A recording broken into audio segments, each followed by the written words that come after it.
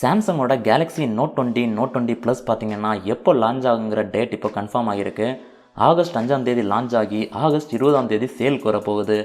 இந்த லான்ச் ஈவெண்ட்டில் Samsung note series phones மட்டும் லான்ச் ஆக போகிறதில்ல, சாம்சங்கோட கேலக்ஸி ஃபோல்ட் 2வும் கேலக்ஸி வாட்ச் 3யும் சேர்ந்தே லான்ச் ஆக போகுது. இந்த சாம்சங் நோட் 20 நோட் 20 ப்ளஸோட மொத்த ஃபீச்சர்ஸும் தான் நீங்கள் இப்போ பார்த்துட்ருக்கீங்க.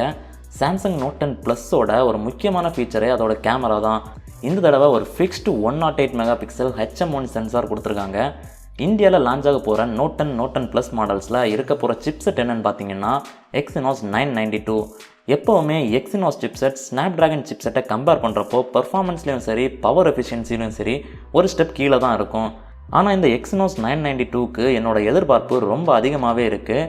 ஏன்னு பார்த்தீங்கன்னா ஸ்மார்ட் ஃபோன் இண்டஸ்ட்ரியிலேயே 6 நானோமீட்டர் ஆர்கிடெக்சரில் கட்டமைக்கப்பட்டிருக்கிற முதல் சிப்செட் இந்த Exynos 992 சிப்செட் தான்.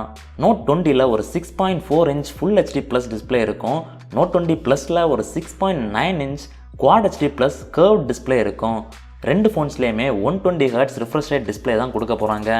நோட் 20 ப்ளஸில் குவாட் HD ரெசல்யூஷன்லேயே உங்களால் 120 Hz ரிஃப்ரெஷ் ரேட்டையும் யூஸ் பண்ண முடியும்.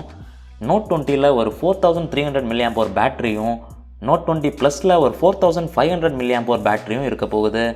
ரெண்டு ஃபோன்ஸும் ஆண்ட்ராய்ட் 10 பேஸாக வச்சு One UI 2.1ல் தான் ரன் ஆக போகுது. இந்த One UI 2.1ல் இருக்கிற ஃபீச்சர்ஸ் எல்லாம் இந்த ஃபோன் லான்ச் ஆகிறதுக்கு முன்னாடி நம்ம தெரிஞ்சுக்கலாம்.